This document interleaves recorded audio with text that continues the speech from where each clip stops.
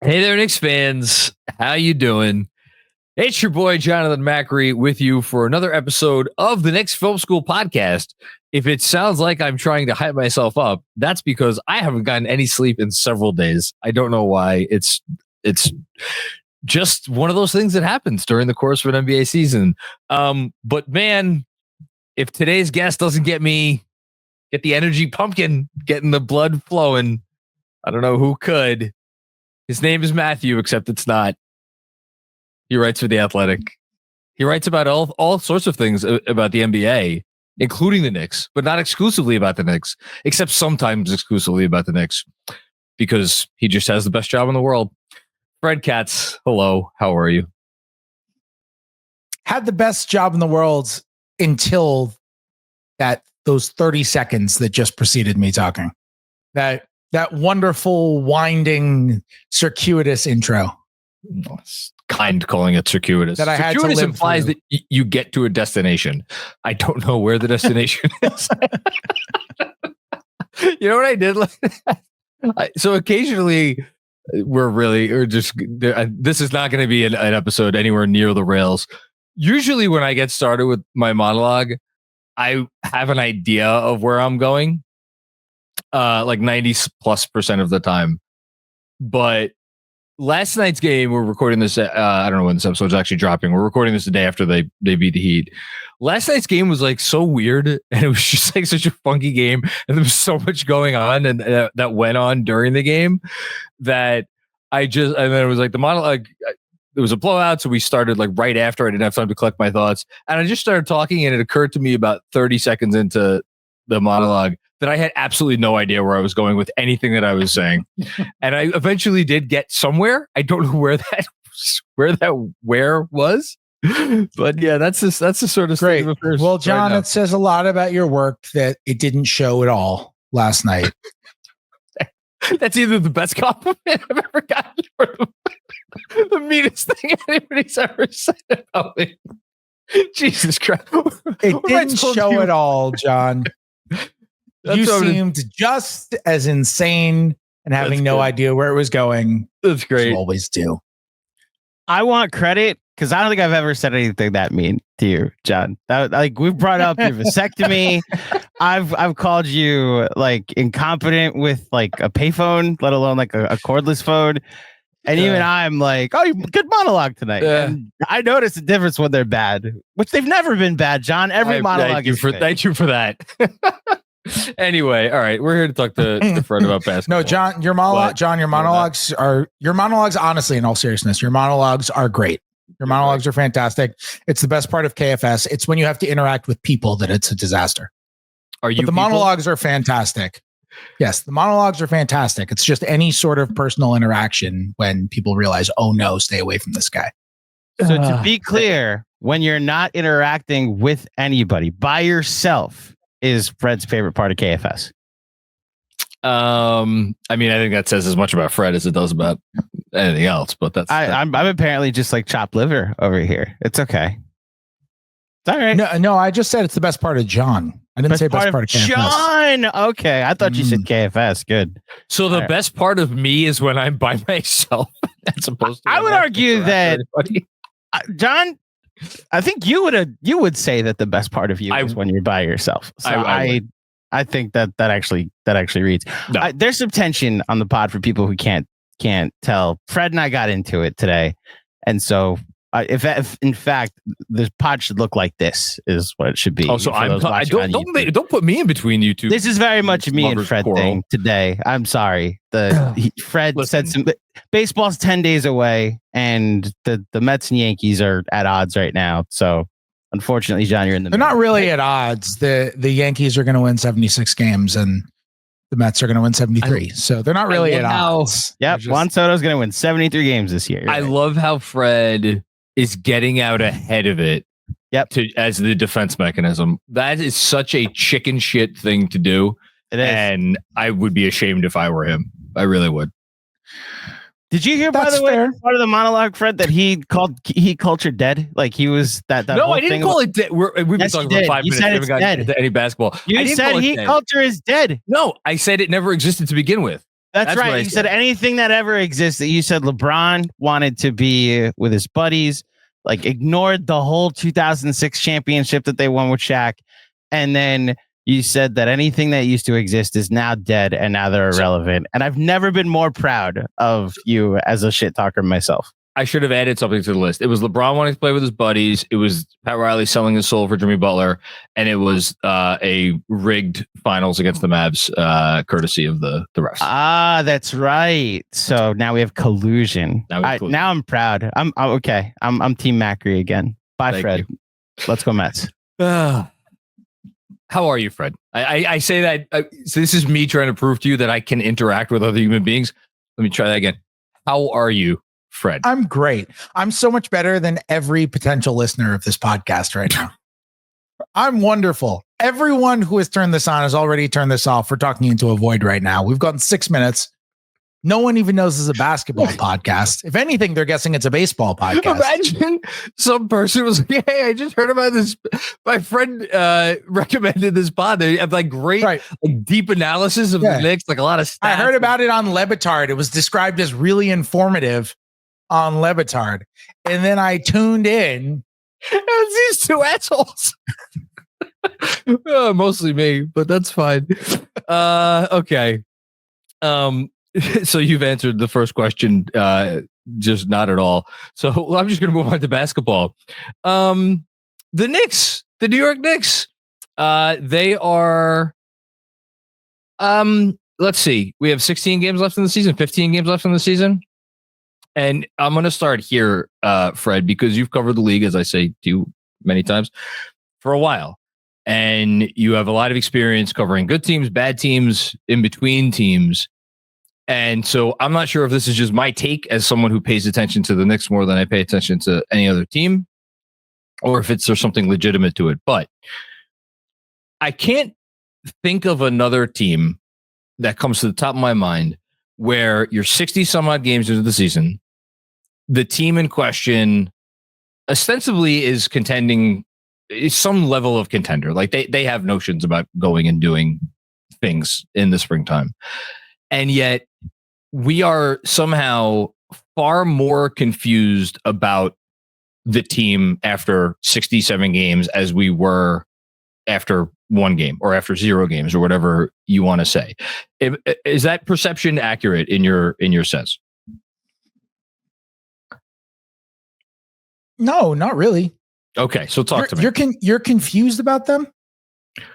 I feel like there are a ton of questions surrounding maybe not their viability as a contender, but like maybe like what their best path, not even what their best path forward is, but like if we are talking about, okay, the Knicks are engaged in a tight series against the Celtics in round 2, and they look good, and they just look good in round 1, and they look good in round 2, and you're like, okay, what does that look like?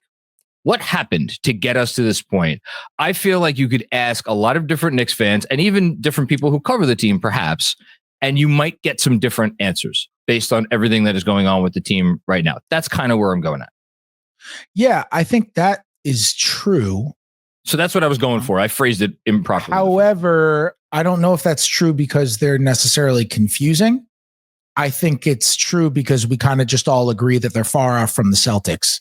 And so we're all going to have to stretch whatever we think is in the realm of realistic in order to make that situation sound like it's actually going to happen.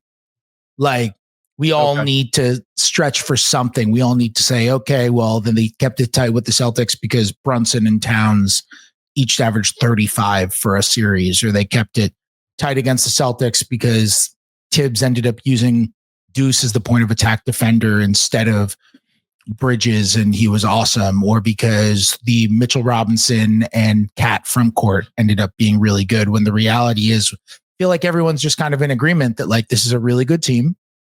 It's a team that has a chance to get better in the offseason, but it's not a team that's at the level of OKC and Boston and Cleveland. So you, in going through those couple of different things, you actually proved my point. That's exactly what I was getting after, which is that there are several possibilities that are on the table right now as to like the number of minutes that Kat and Mitch will play together. Like how, is Josh Hart playing 25 minutes a game versus Boston or 45 minutes a game versus Boston? Is Deuce McBride playing 15 minutes a game or 30 minutes a game? How many minutes are Kat and Brunson playing together? What does Bridges look like in the offense? What is his role? How much are they going to Kat in the, like all these different things? This is my point. I feel like the fact that we're asking all these questions 60 something games of the season is not normal. That's where I'm trying to get to. Yeah, maybe you're right. Maybe you're right. I feel like they've kind of been on one path, and we kind of know where that path is going to take them. I don't know. Let me ask you this, because we'll jump into a more interesting direction. That actually wasn't meant as an insult.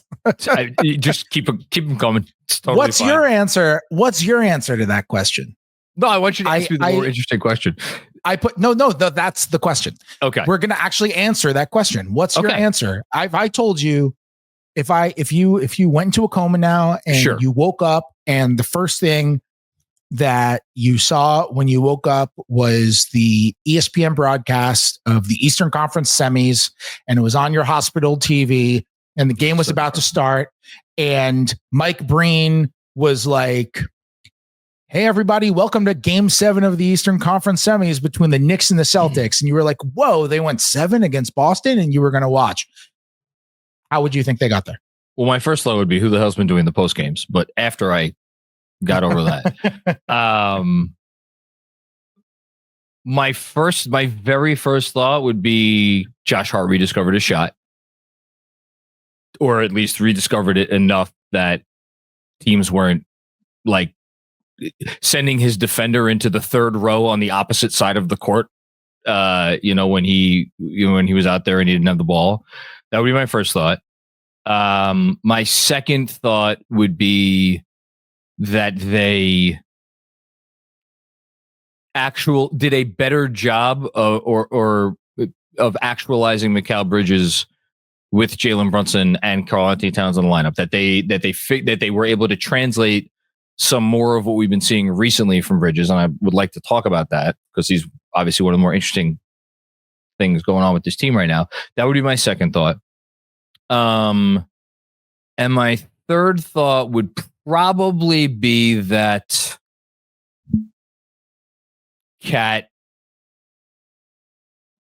or that Mitch was playing like the minutes that he played last night, that he was playing about 24 minutes a game.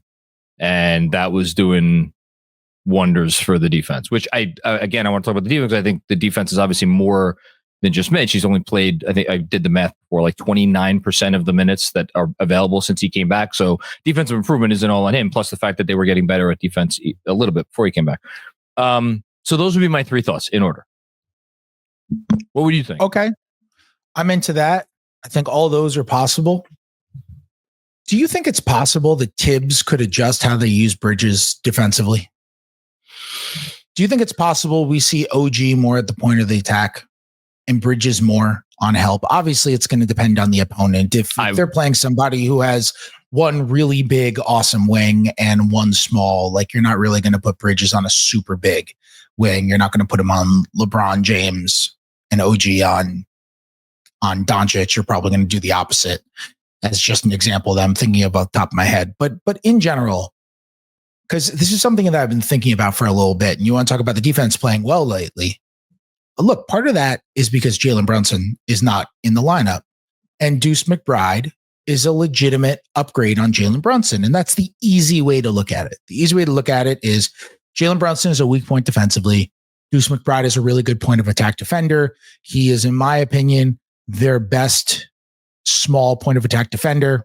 I think he is a better one right now than Mikal Bridges when he has to guard pick and rolls, when he has to run around screens in general. He did a fantastic job, in my opinion, chasing around Stephen Curry the other night in Golden State. Wonderful. He's been very good defensively since he entered the starting lineup, whether the offense is there or not. And I think he's made a huge difference. He's made a huge difference in causing a lot of the turnovers because of that ball pressure. He's made a huge difference in terms of denying the ball to opposing teams' lead facilitators when they're trying to get the ball and he's just denying it off the ball, just worrying about his own guy. He's been really good at that.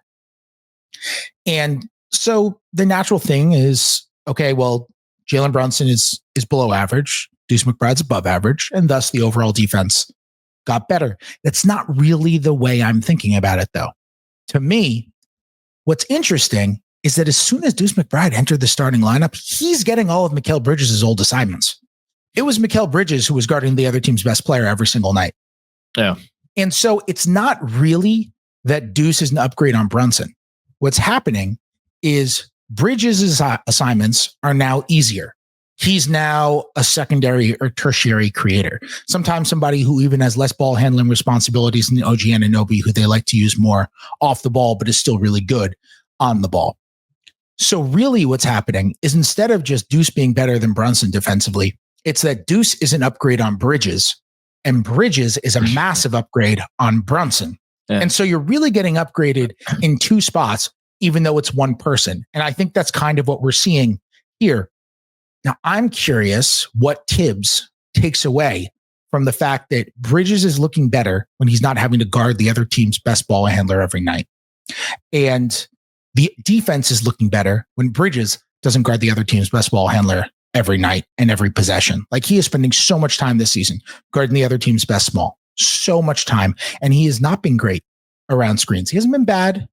He has been above average defender, and he's had some really good moments, but he's not as good as Deuce. And he's not as good as OG.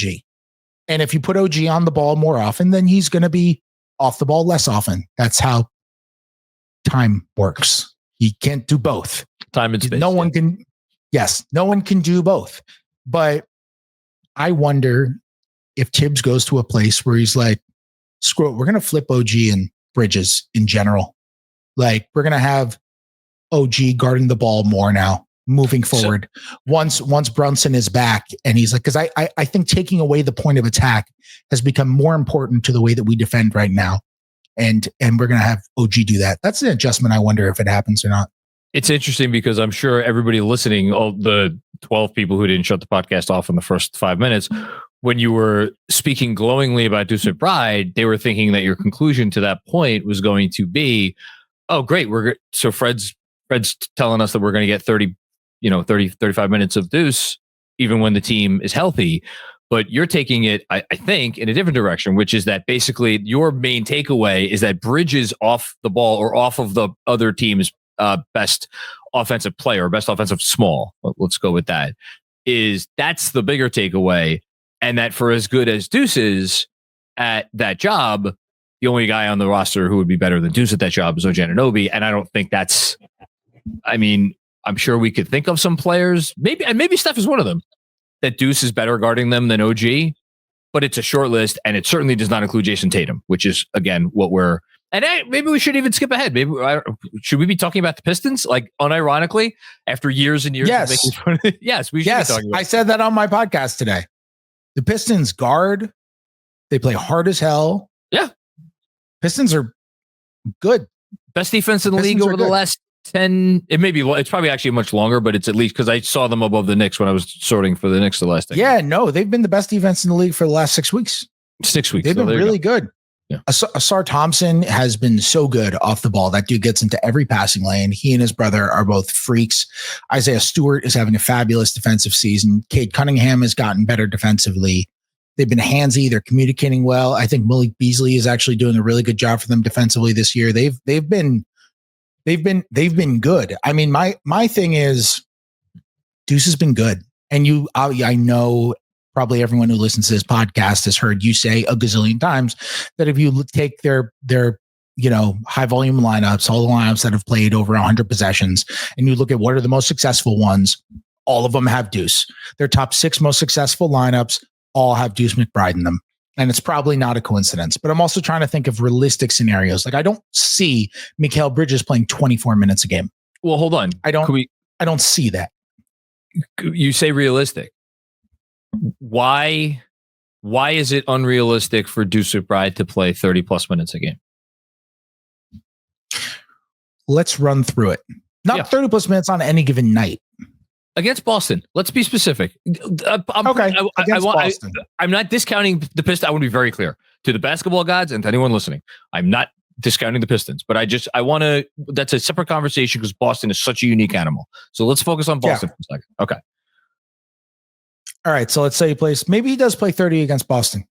Maybe it's 36 for Brunson and 35 for Bridges, 36 for Bridges. Okay. And then Hart gets fewer. So that's where I wanted to go with this. And we know OG is going to play as many minutes as, especially if you're going to play Mitch a little bit, because I just don't think realistically the Hart and Mitch lineups are going to work, even if Hart's making his threes. Like against a good team in the playoffs, I don't see Hart and a non-shooter working. I just struggle to see it. I really think they're going to have to get to a point where either they are going to have to choose Hart or Mitch, or they're going to play them together and they're just going to suffer a loss in those moments. And maybe it'll end up being the latter because they don't want to pull Hart off the floor because Thibs loves Josh Hart. Okay, we're going to get back to that, but two things before we get there. One, I will never forget the look of amazement on your face at halftime of Game 2 of Round 1 last year when you looked at me. We were like, Josh Hart, and that was all that needed to be said. You didn't even need to follow it with any words. It was just Josh Hart. He changed that series. You could argue. I think he changed that series. No, he did. He was unbelievable. He had they weren't guarding him. He had 4 threes in Game 1, 4 threes in Game 2. Yep. Like he was fantastic. But I'm just saying it's not necessarily about the made threes. It's about but at a certain point, guarding isn't it? him. Sure. There is a point there is a tipping point, right? Where there's a tipping point. There's a tipping point. But what happened in the rest of that series? Philly still didn't change how they guarded Josh Hart. And the difference was Josh Hart was on the court for the most part with Isaiah Hartenstein in those minutes, who could play make. We've looked at this team all year. Like the Knicks, when it's Josh Hart and a non-shooter, the Knicks get killed. Atrocious. They get killed.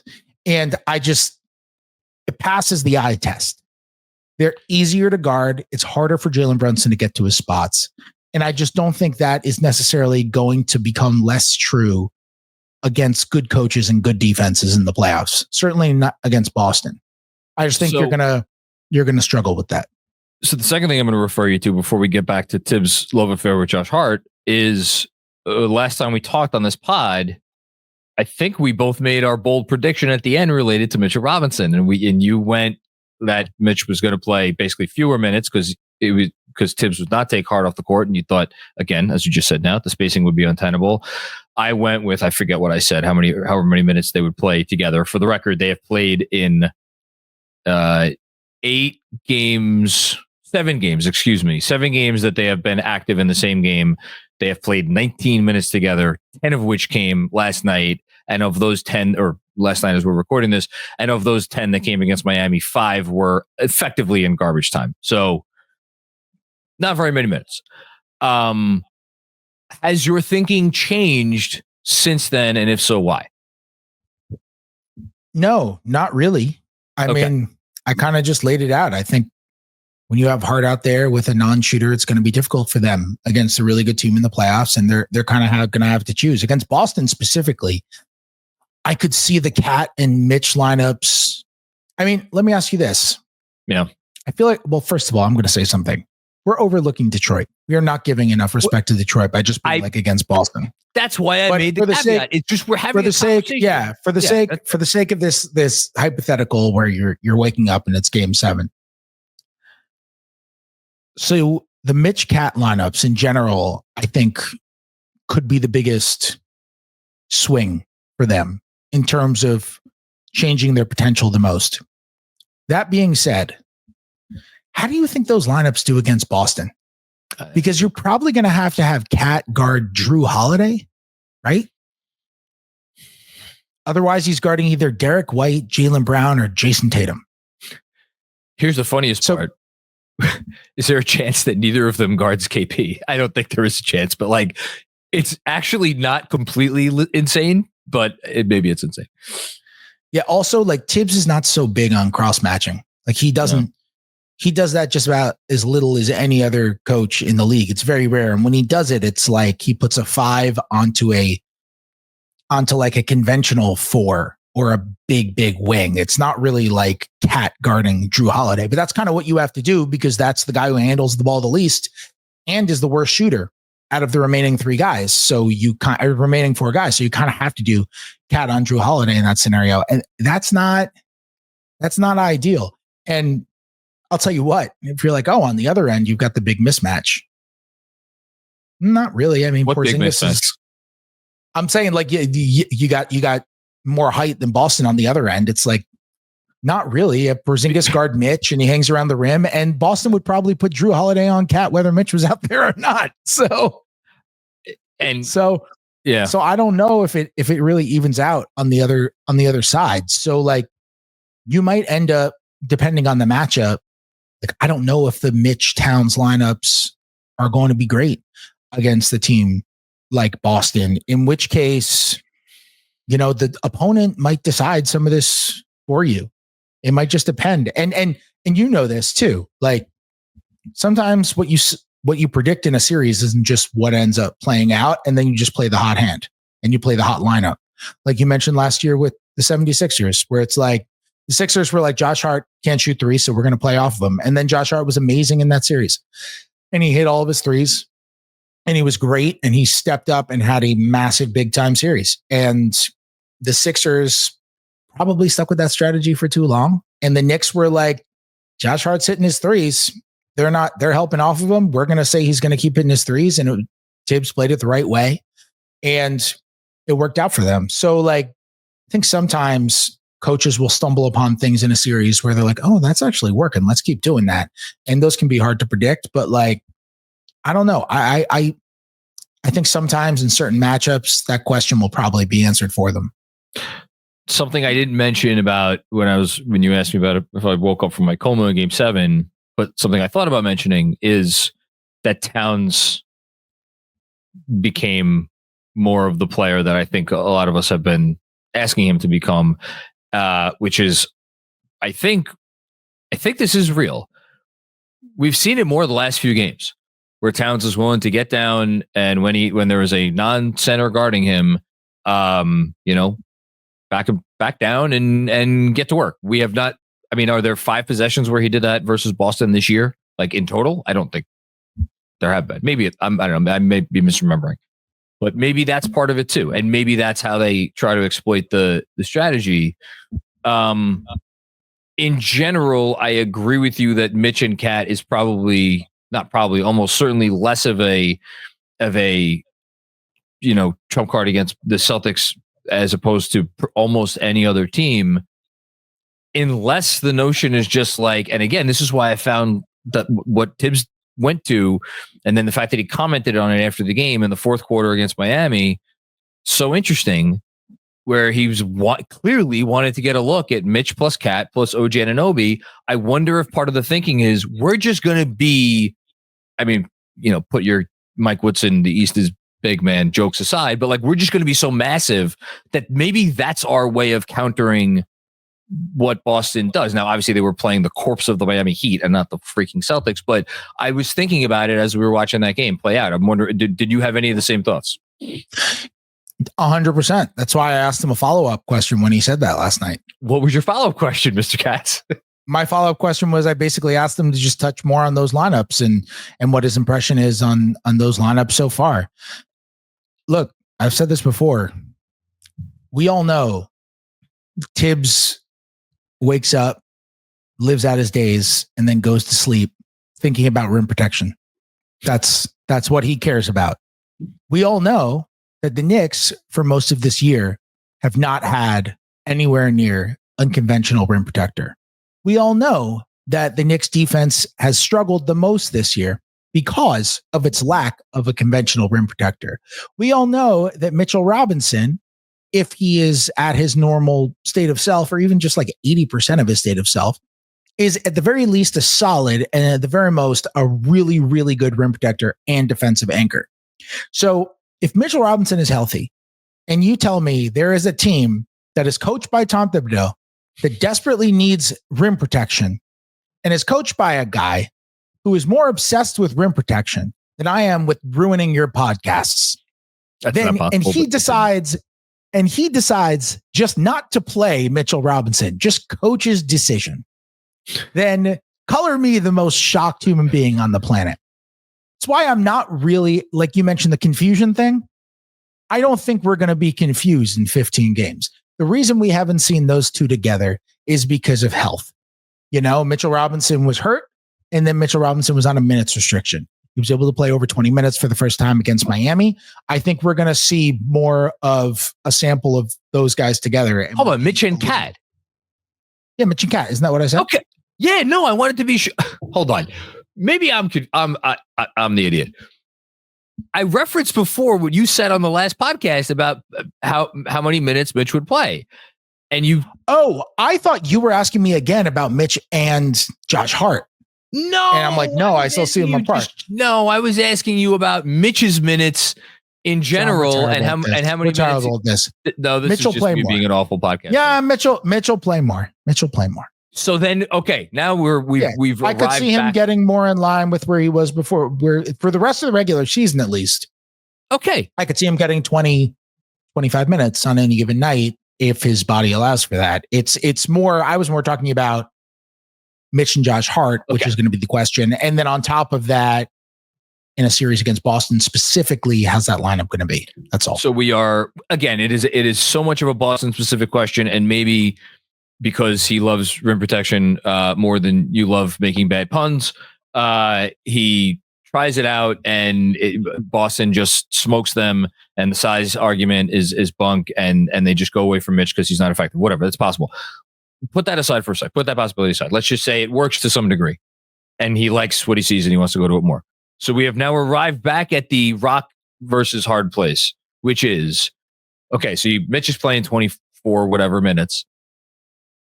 I think Karl-Anthony Towns is going to play a goodly number of minutes.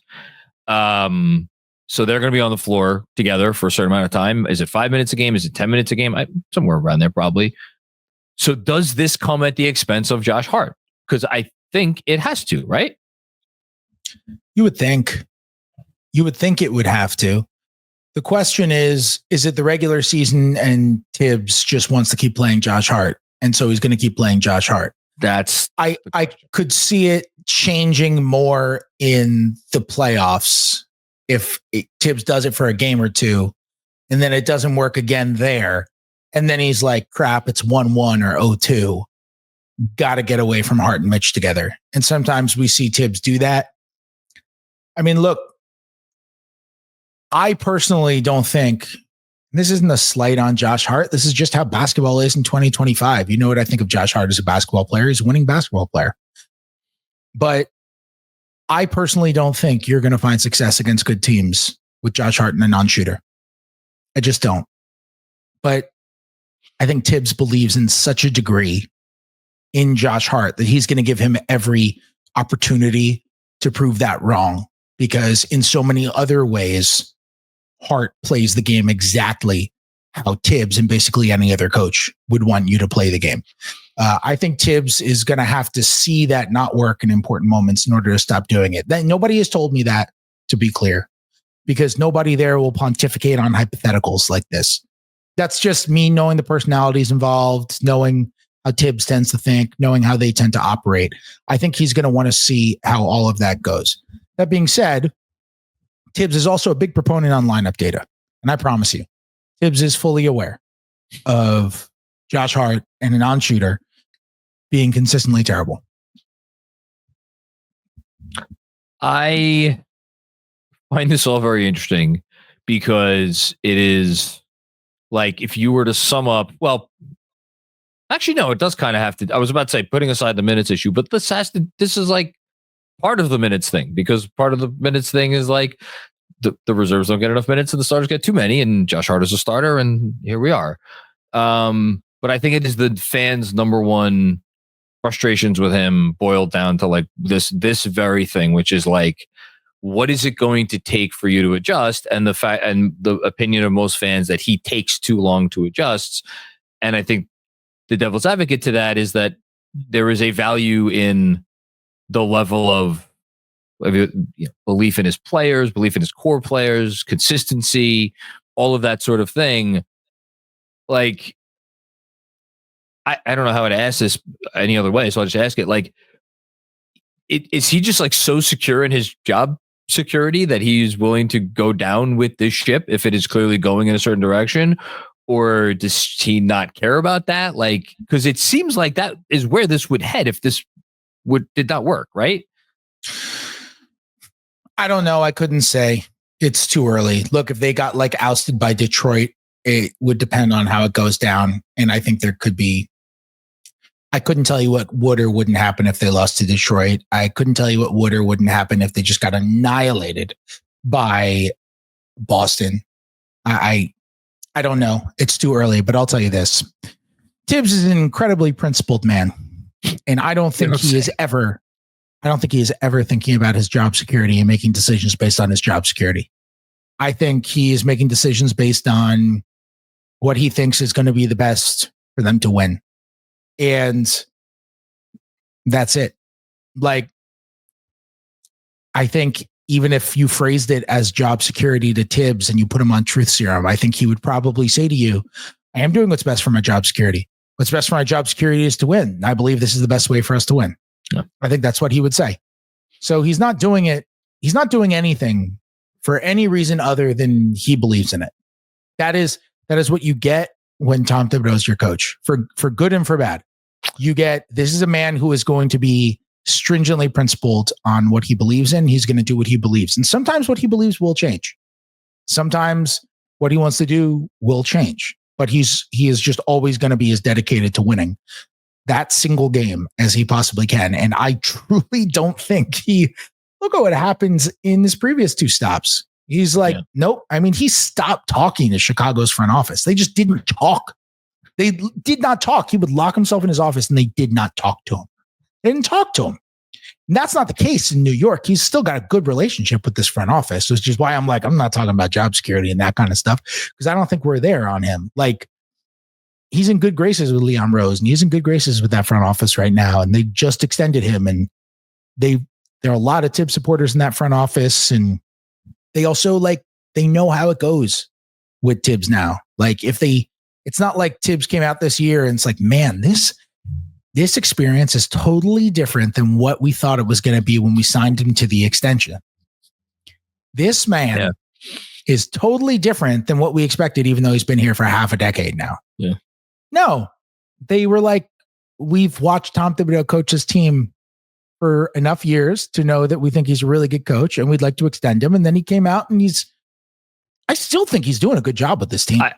I understand that there are criticisms to be made, just like there are of literally any coach. And I'm not saying that he should be coach of the year. There are other guys I'm going to have on my coach of the year ballot, but I still think he's doing a good job with this team. Like, this is an imperfect roster. Yeah. It is an imperfect roster. And I don't know what coach would have this team playing at a top-notch defensive level. And I understand, like, Deuce could play more. There could be certain things that could change. I'm just saying, let's just wait. I'm just waiting until the postseason to see what really happens. Because sometimes they get to the postseason and Thibs is like, oh, crap. Sometimes they get to the postseason, they go up against Cleveland. You're like, damn, Thibs just changed their entire defense for this series. Why are they jumping passing lanes and pressuring the ball at the point of attack so much? This is completely different. Oh, and they're getting turnovers every single time and running amok. You know, coached a great series against Philadelphia last year. Like, we'll see what happens. We'll see what happens in the playoffs. Sometimes he takes a while to change in the regular season. Sometimes he does it in the playoffs. Sometimes he does it too soon in the playoffs. The Miami series, the criticism was that he started Josh Hart. And then people were like, he stuck with Josh Hart in the starting lineup for too long. And I'm like, that's not stubbornness. That's the opposite of stubbornness. He anticipated that Grimes starting was going to be a problem, started Josh Hart for the first two games. It didn't work. And then he went back to Grimes. That was him making an adjustment in anticipation that didn't work. I'm not arguing it worked. I'm just arguing that it's the opposite of stubbornness, that he actually made the change too early, not too late.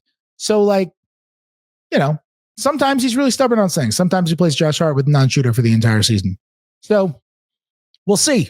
I don't really know what's going to happen, but I do know that he will not be thinking about his job security whenever he makes a decision. That guy is so obsessed and so singularly focused with, you got to focus on this one day's goal. And that is it. And that is all he is ever thinking about. That was very well said, Fred. That now that we've used up the vast majority of our podcast time, I'm going to attempt to go rapid fire with you. to the extent that we're ever able to go rapid fire. The Mikal Bridges, Tom Thibodeau thing, I didn't really want to stick on Thibs, but just like as brief as we could keep it, do you think that there is a chance that whatever there was there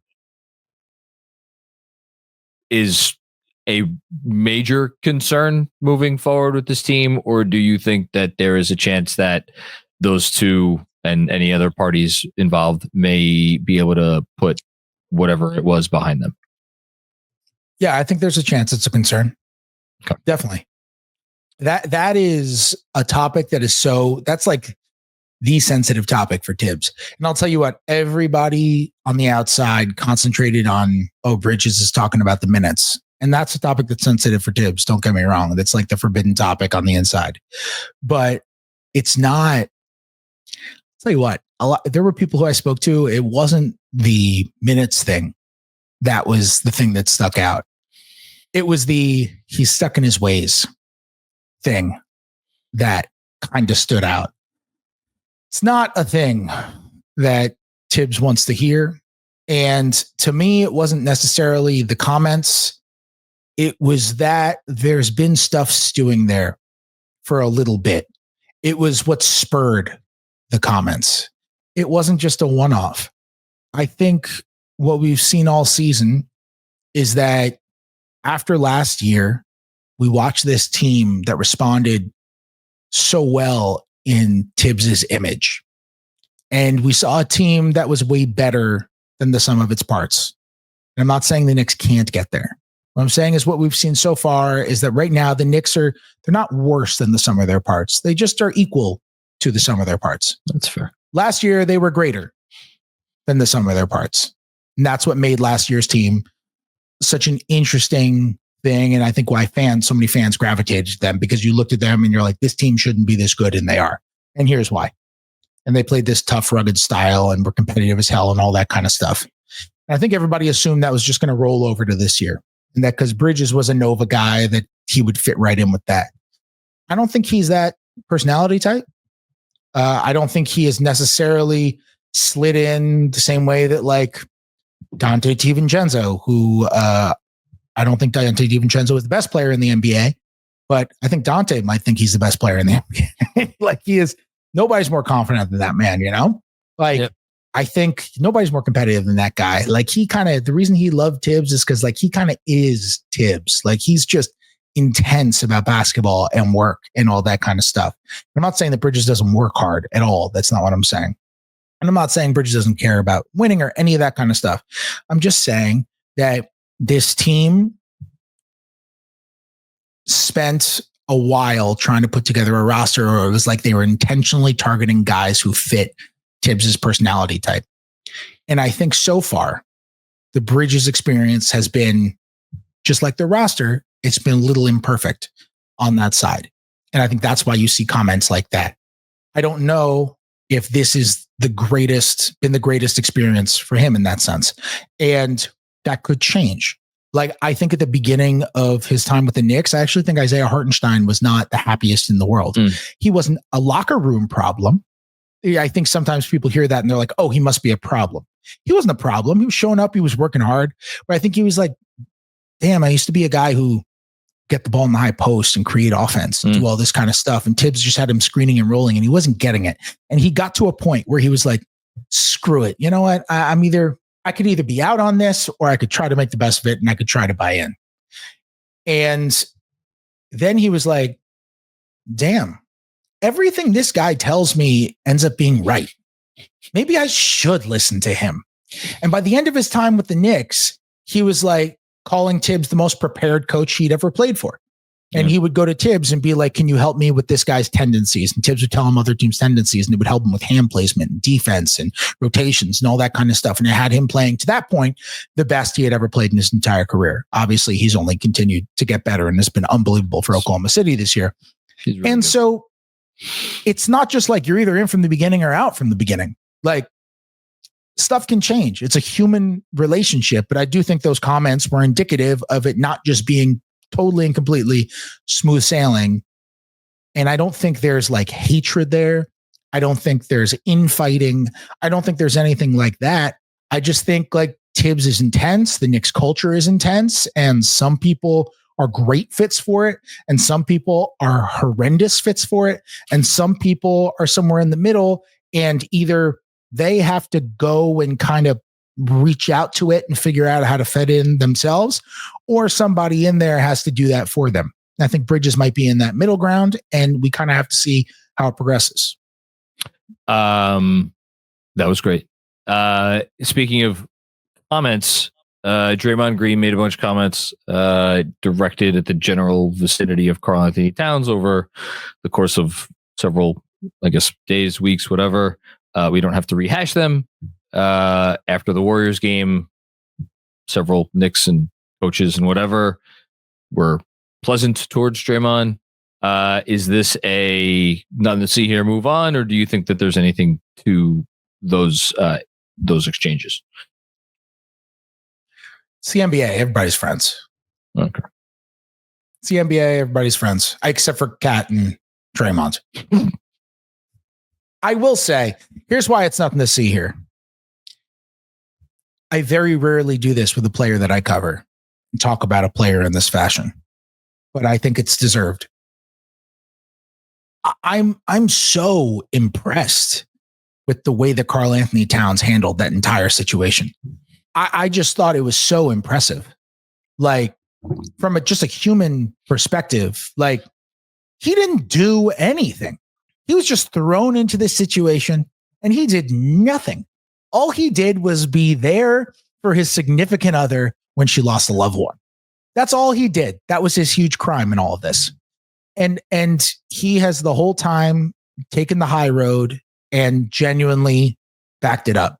And I think in a day and age where you see very few people and very few public figures take the high road in a way that's not either aggressive or passive aggressive, like, and they genuinely take the high road, and then they genuinely follow through with it. And then, by the way, he backs it up on the court. He was great awesome in that Golden State game. It'd be one thing if he like whimpered going up against Draymond and it was like, oh, here we go again. Nope. Total opposite. Was great. Balled out in that game from the start. He was fantastic. I just thought it was really impressive. I think when you're a really famous person and there's that much pressure on you, it is really easy to slip.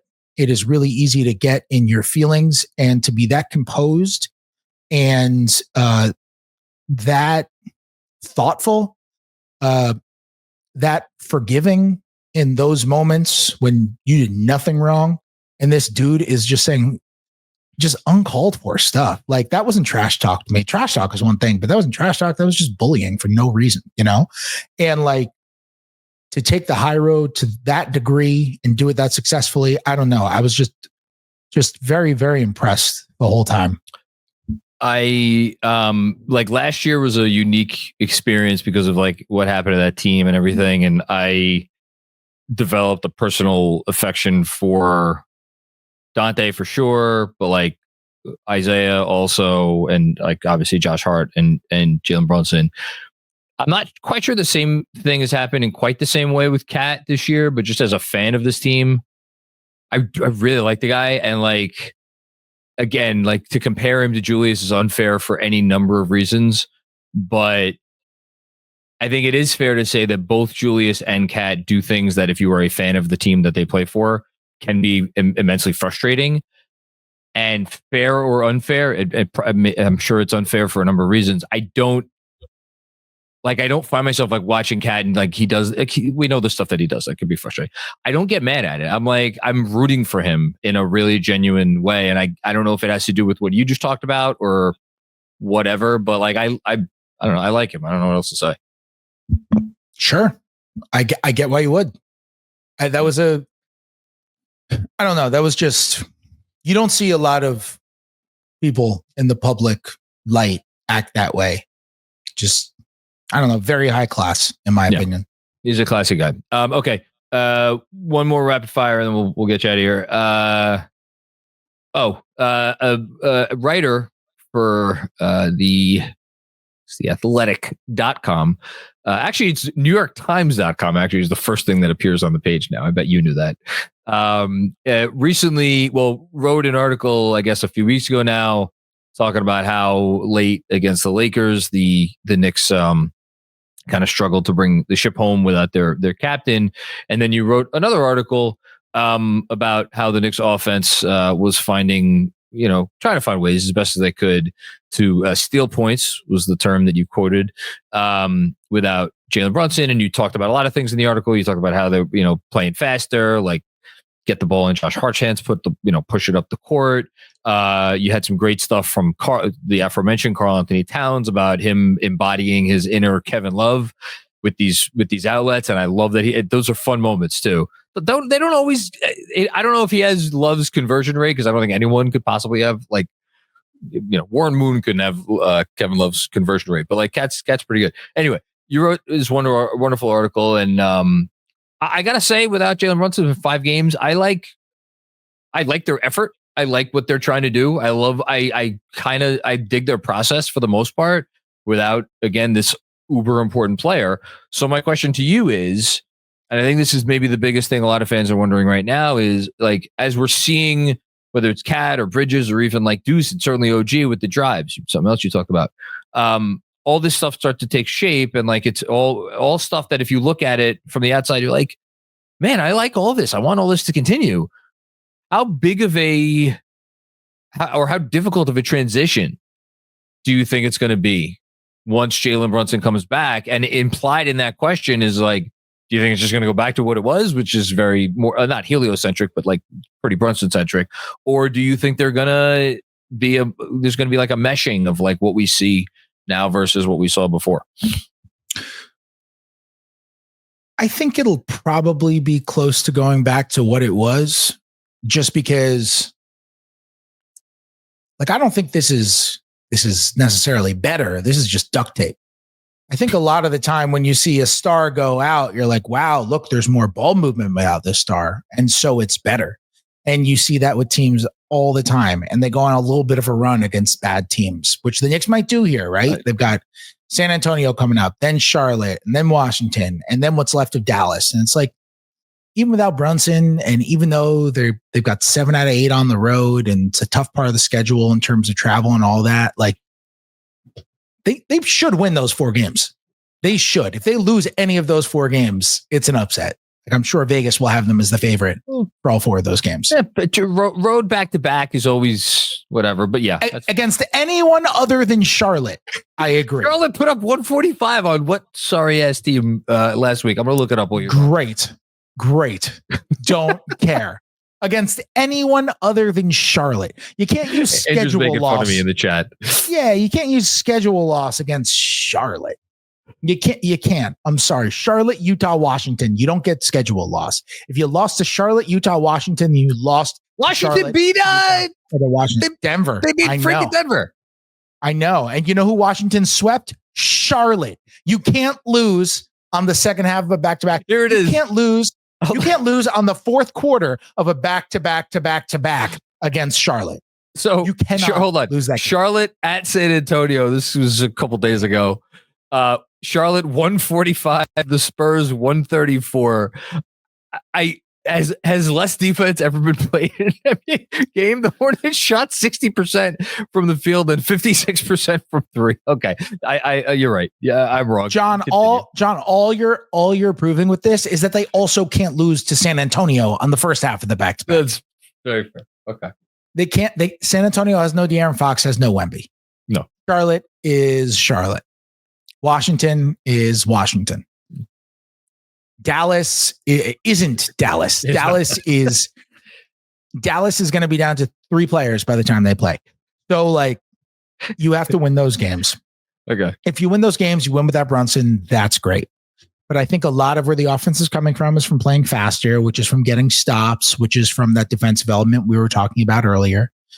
Maybe they'll be able to play a little bit faster because they're playing Mitchell Robinson more minutes, which will get more stops, more steals, more rebounds, all that kind of stuff. Something we didn't talk about as much is those lineups with Mitch and Cat have a chance to feast on the offensive boards.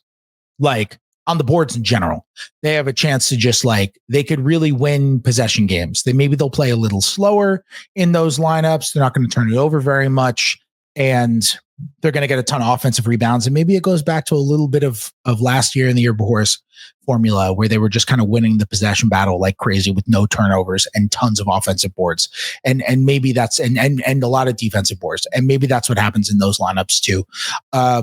But I would, there's a reason why stuff rotates around Jalen Brunson when Jalen Brunson's there. He's really good. They didn't have an offensive issue when everybody was healthy and it was the normal starting five. They had a defensive one. They didn't have an offensive issue. They when they look good, they have one of the most high powered offenses in the league when everybody's look healthy good. and ready to go. Before things started to go sideways, right before Brunson got hurt. We should at least acknowledge that.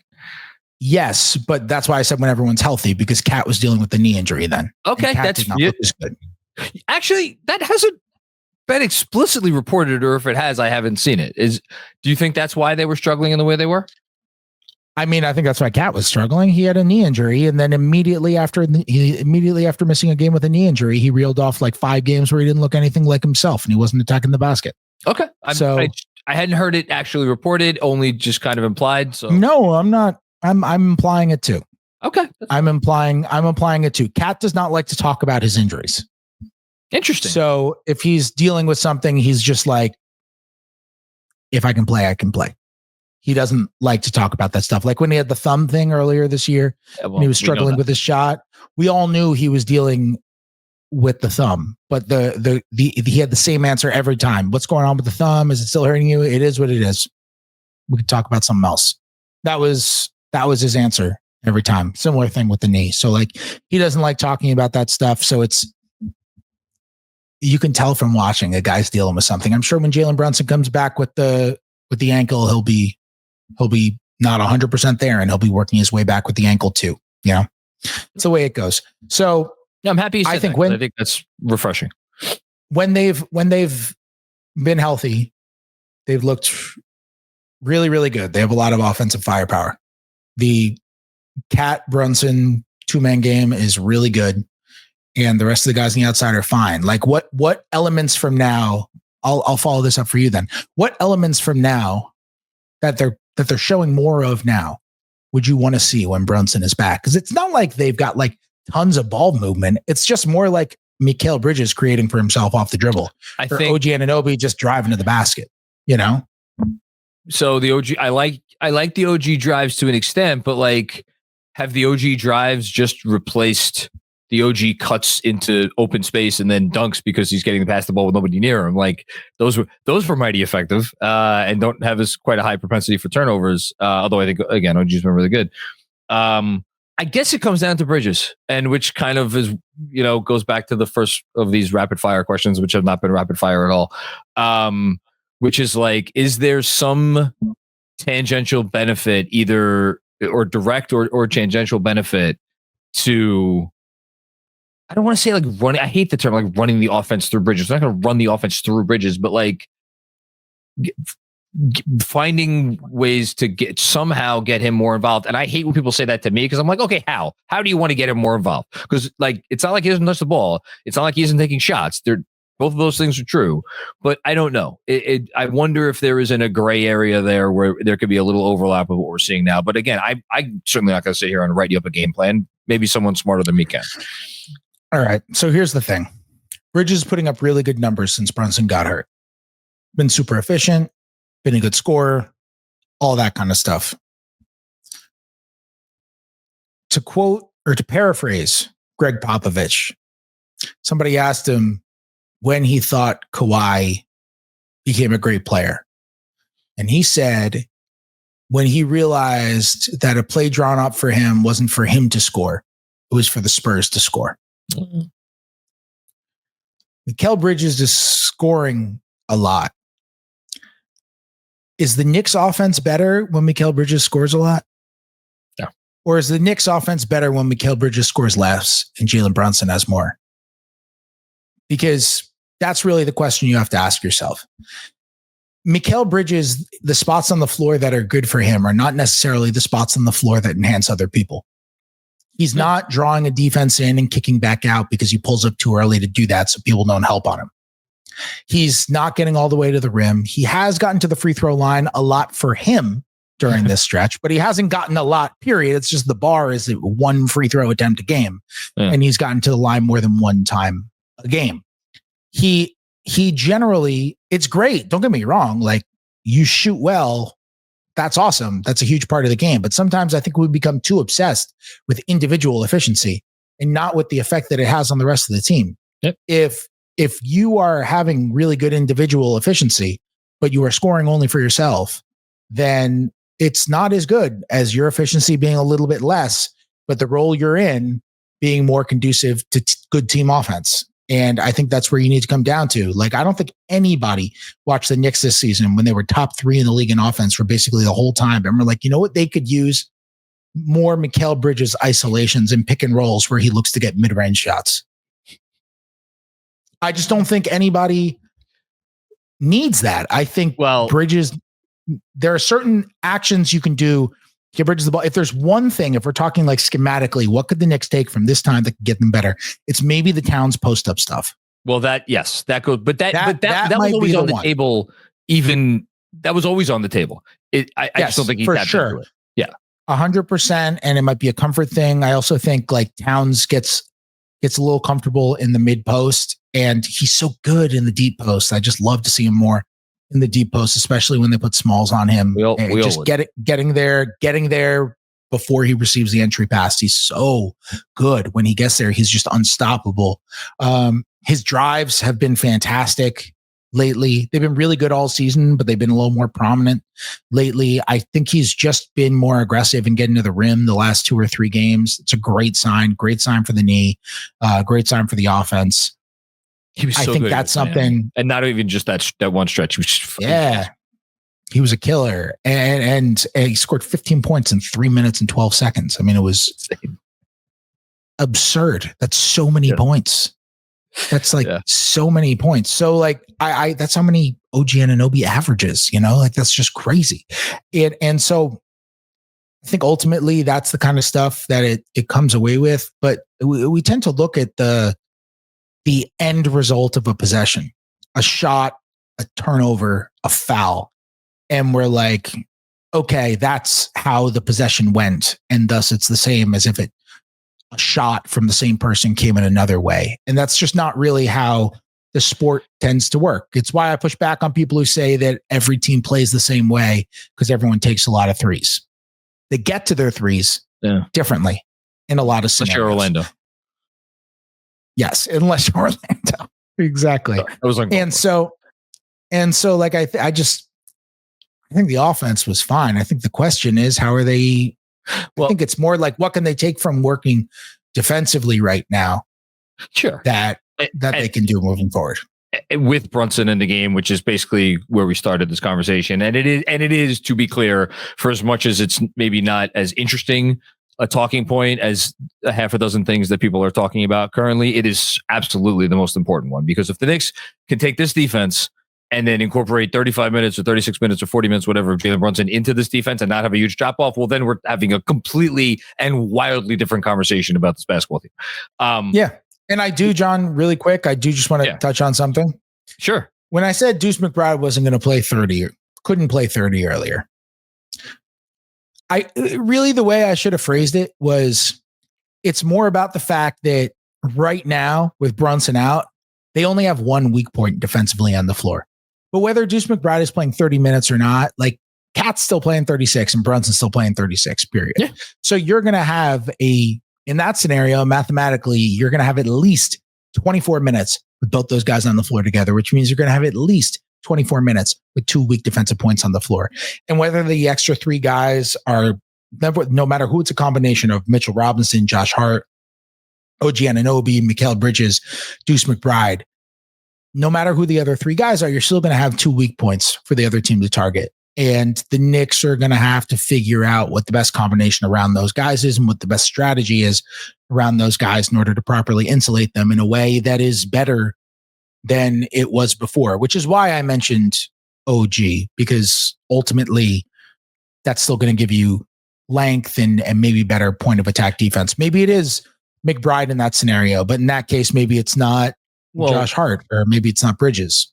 But again, if it's a Boston specific conversation, like every time I've ever doubted this with Brad, I've been made to feel like an asshole afterwards. Because that guy, all he does is overcome doubters. But Boston is just it's such a unique animal, and Deuce is 6'3", and it's not like we have not seen instances before of that coming into play. Again, I hope to God I'm wrong again, because I'll be the first person to admit to it. One last thing, because we have gone too long. You asked before who watching the Knicks when they were running roughshod over the league offensively and clearly top 3 offense, whole thing. Who watched that and said, you know what we need? We need more possessions run through Mikal Bridges. I wonder if Mikal Bridges said that we need more of those possessions. To which, as I say that, I'm like, well, but then again, he hasn't always been the most aggressive guy. But then I flip back to the other side and be like, well, maybe that's because he's like, well, this is my role. This is what I have to do. You know, they're not calling stuff for me. So I wonder if that some aspect of all of that led up to where we are now, where we talked about before with his comments and his comfort level and all those sorts of things. That's really why I think I also brought it up. It's all fair. I don't know. It's all fair. It's all fair. Have we talked about enough stuff? Anything else you want to cover? Just about how the Mets collapse in 2007 was such a disaster. We're like of seven games. The fact that games left to play. Pitchers and catchers, have they reported yet? Yeah, they've reported. Yeah, but it's the middle of spring training. Okay, great. Opening days in 2 weeks. The fact that we're 2 weeks from opening day, and again, the level of defense mechanism that is already just here. Because the Yankees are going to be so bad, and I'm going to have nothing once they start playing. They're going to be. You are relegated to making fun of the 2007 Mets. That is your correct. That is your answer to this. Wait. Hold on. Correct. Hold on. Who's not there anymore? Garrett Cole. Oh, so Garrett Cole went out and Luis Heel went down. That's right. I actually was like really sad about that. I was intrigued by his second year. Glaber left. Glaber left. Giancarlo Stanton has like no limbs at the moment, right? Giancarlo Stanton has tennis elbow in his left ankle. Is the issue? And would there be anybody else? Anybody else not there? No, I think you're thinking of an outfielder. Huh? An outfielder, you mean? Like I want it noted for the record to the 4 people still listening, okay, still watching. You're overshooting that. Because they all get mad whenever I bring up baseball. I brought up nothing this time. It is in response to someone deflecting that the actual worst collapse in baseball history happened 3 years before the 2007 Mets. Jesus. Okay, I'm pulling us off this road. Pacome Dadier was. I was about to say we have breaking news. So, do you want to break the news? Let's get serious. That Pacome Dadier was assigned to the Westchester Knicks. Huge, massive news. I have to say one more thing before we get out of here. Your last article about the Knicks offense without Jalen Brunson was awesome, and your previous article about how they struggled down the stretch of that Laker game was awesome, and the stuff that you have been writing generally all season long has been awesome.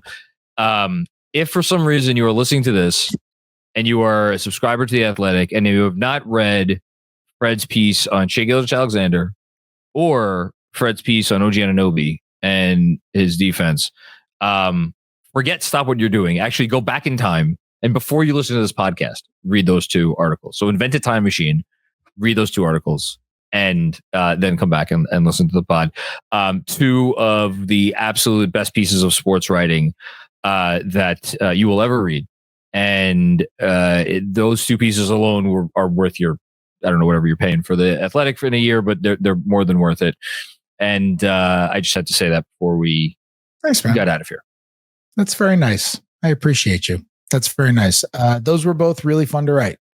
The OG story I know that because you texted us throughout the process of writing both. Yeah, and I know you were literally geeking out in so many different ways about. Yeah, the OG one was really fun, and that was really fun from a basketball perspective to be able to have that high level of a basketball conversation with him and be able to tell that story with him. And he was so great for that interview. And the Shea one was just really fun from a storytelling perspective, being able to kind of peel it back and see where how he developed that really herky jerky pace that he had. That was a really fun one to do. So thank you. What does that guy do for a living? The guy in the story that they've pulled off. Dwayne Washington. Oh, the guy they pulled off the court. The guy they pulled off the star of the story, other than SGA. The member of the Sunrise Trainers. Yes. He was a youth basketball coach. Oh wow! I'm sure you mentioned that. I forgot that. And now, no, I actually didn't mention it. Okay. He was a youth basketball coach in one of the local teams there, and he came there to work out every morning before. And he wants to be. I mean, he's young, like he's in his. Oh, he is probably mid. Yeah, I mean, he grew up around the same time as SGA. He's probably in his mid 20s, awesome. and cool. So, and he wants to be a coach, and I believe because he had this serendipitous moment where SGA just randomly asked him to start working out with him because they needed somebody tall enough to guard SGA in post-up drills. And he happened to be there. And he was just a 6'8" dude who happened to be there. And they did really well. And so they just kept inviting him back. And now he's just in his crew. I believe he's actually doing some stuff with Team Canada now because of those connections. Cool. And so he's awesome. Kind of getting to realize his career dreams now too, because SGA was like, wow, this guy's awesome. He's great. And so he's doing some stuff on the side with Team Canada now as well. And he's like in his mid 20s and already doing stuff with Team Canada. So he's kind of getting this incredible career opportunity out of it also, which is pretty awesome, honestly.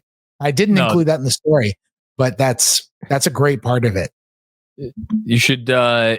You'll have something to write about if he actually does end up like part of Team Canada's coaching staff or whatever. The next time they're in some kind of international tournament, you could follow up and write a follow-up piece.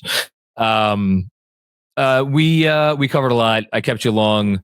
Didn't even talk about Katz and Shoot. Shout out to Katz and Shoot. If you're not listening to Katz and Shoot on patreon.com, go subscribe. Anything? Yes, Andrew? No, don't go listen to Katz and Shoot. My former employer can go to hell, okay? That's right. Don't Andrew got go to fired. Patreon. I fired Andrew today. Excuse me, I resigned today. Let's get the order of operations correct. My letter of resignation was submitted first when the blasphemous, unspectacular take of the 07 Mets slander getting brought up. Unprovoked, by the way. Fred was just like, oh, there's 17 games left, which reminds me, the Mets blew a 7-game lead with 17 to play in 2007. I was threw my laptop out the window. I just wanted to make sure you remembered. I didn't know if you remembered that. It was a long time ago. I don't have John's the one with the bad memory. I'm the one that remembers things. John catching a stray. I caught strays out of the gate. John catching a stray. Honestly, sorry. John, you didn't really catch strays out of the gate. Those were just straight up insults. No strays there. Those were direct hits, exactly. Yeah. Shout out to the Levitard Show, by the way. Shout out to the Levitard Show. We love the love this morning. Shout out to Lehman, who's apparently a big fan of our show. So shout out to them. Yeah, shout out to you, Andrew, for that shout out. Shout out to Fred for all the amazing work that you're doing. Anything else to plug or promote before I get us out of here? I got nothing. I'll have a notebook at the end of this week. I have a weekly notebook up on The Athletic every Friday. I'm going to have, I don't know, some other stuff. I've got a few features in the works that I'm not ready to talk about yet, but that I'm pretty excited about. One of them, I would say I'm on the same level of excited about as I was about the SGA piece. So I hope it turns out well. And really? Yeah. And then, look out for those, but that's not going to be for at least a couple of weeks. Okay. The next time you're on, we will do the podcast that has been, I guess, 3 years in the making at this point, which is a proper Pistons preview. It's great, right? Barring something crazy. I mean, who knows? Maybe I. And by the way, it's why I've been saving the James Edwards reappearance, because who better to have on to help preview a series against the Pistons than someone who used to cover them, and then he left and they become a competent franchise. So, yeah, like we may go all out on the Katz and shoot cross promotions if I decide to go back to them. And you mean if you receive an offer to return? Fred, how do you log into Patreon? I text Andrew. Hey Andrew, can you log into Patreon for me? I don't know how to log into RPG. Yeah, I was about to say this is familiar territory. Okay, you can log off. Okay, fantastic. Andrew, Let's thank you. Thank you, Fred. Thank you, everybody out there. Thank you for listening to another episode of the Knicks Film School Podcast. I could literally say anything right now because no one's still listening. Please rate the podcast and give a review and all those things so more people will come and find this awesome content. And we'll be back with more funny games before you know it. Peace out. This wasn't even Denzel in flight. This is the alternate ending where the plane crashes. The plane crashes in the first 5 minutes. Yeah.